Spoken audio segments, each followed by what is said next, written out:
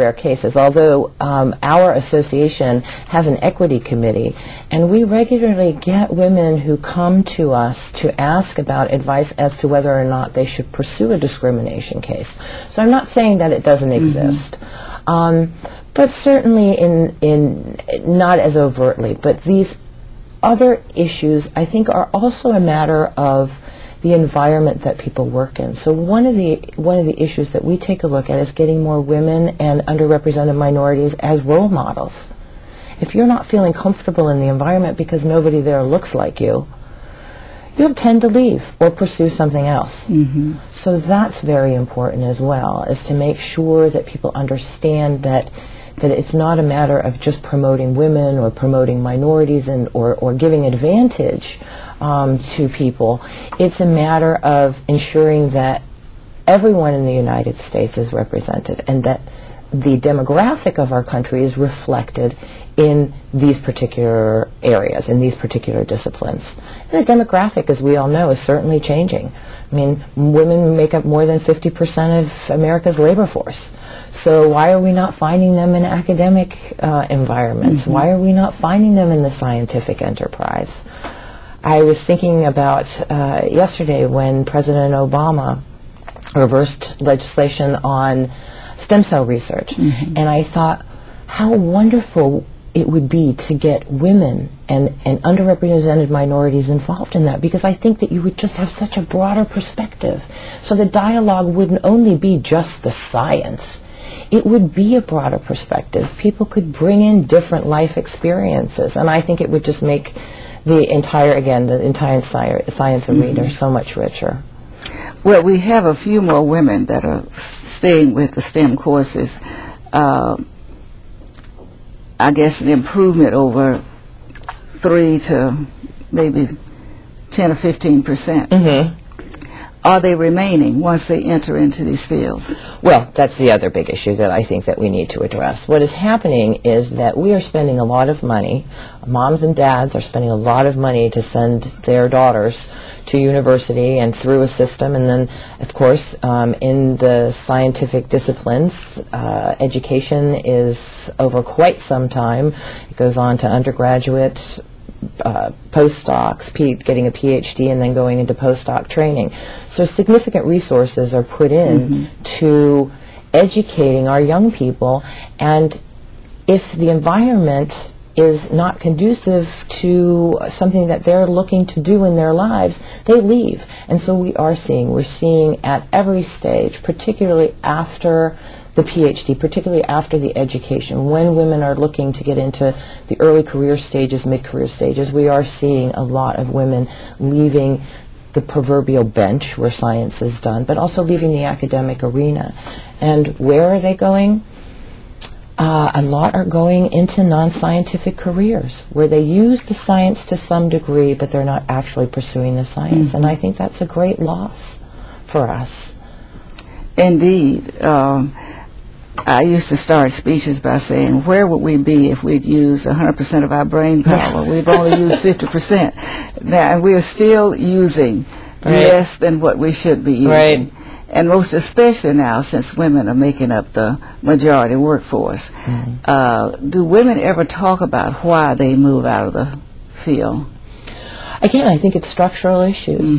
It's the issue of caregiving, wanting a family, but also women typically still in our society bear the burden of caregiving, both for children and as parents age. So there's a burden on them for the caregiving needs. It's the environment, certainly. I think in the nature of science has been very competitive, and typically that's an environment that women don't necessarily feel comfortable in. Certainly in some disciplines, the math-related disciplines, physics, engineering, engineers are finding that women and, well, not only women, but across the board, children are not going into that field because they don't feel that they don't know how to apply it to their everyday lives. And I think it's very important for us, for discipline-related societies, for our societies, to talk about how science and engineering and math make a difference every single day. because that's what we find, particularly in our young women. They're interested in making that difference. And if they see a picture of an elderly gentleman in a white lab coat staring sadly into a microphone all by himself in a room, that's not something that they want to pursue or that they can relate to. So I think that it's up to us also to encourage young people in a different way. Well, it's certainly a lot to learn. We have so many unsolved problems that we need much more research.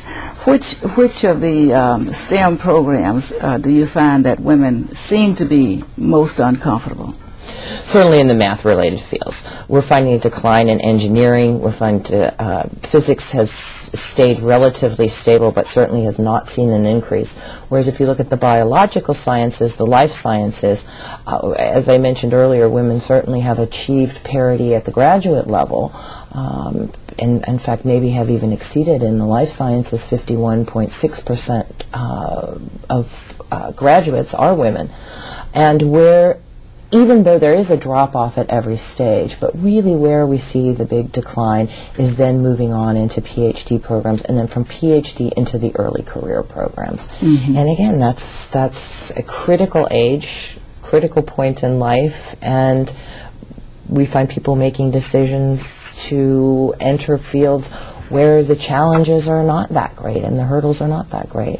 But certainly I would say across the board, not only in the career fields, but also in education, we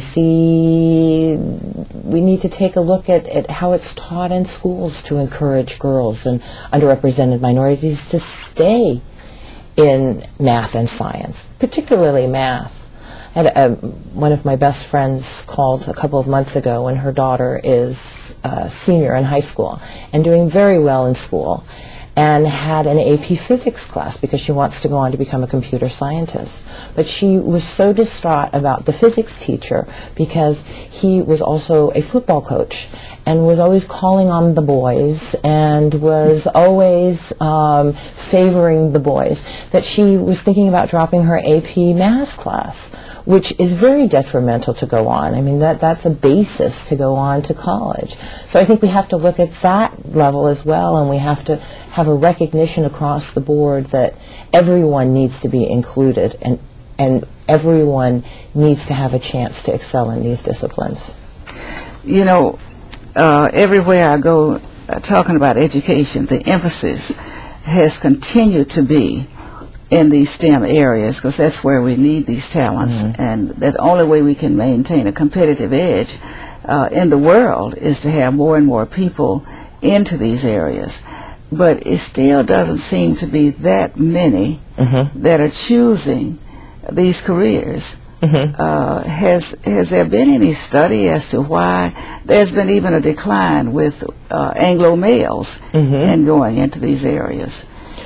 Well, certainly, if I take a look at what, as a young person, what options I might have, and if I could go into law and finish a law degree and come out with a law degree or an MBA at 26, 27, 28, and already be earning a significant amount of money, and yet if I'm pursuing the science or engineering fields, engineering maybe not so, because people tend to come out and go into the workforce with a BS, but if I'm a scientist and I continue to study and I really don't get done with my studies until I'm into my 30s, and then I need to pursue postdoctoral training, and we see some changes there as well. It's not only one postdoc situation, but multiple postdoc situations.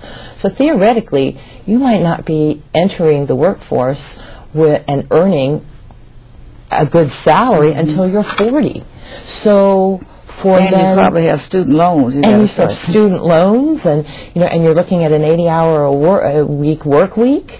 So I think the field itself has to take a look and say, why is it not encouraging? Why are not more young people attracted, or staying, or if they're attracted, staying in the workplace, in the workforce? So if I think about it, if I had the choice to come out. Well, I wonder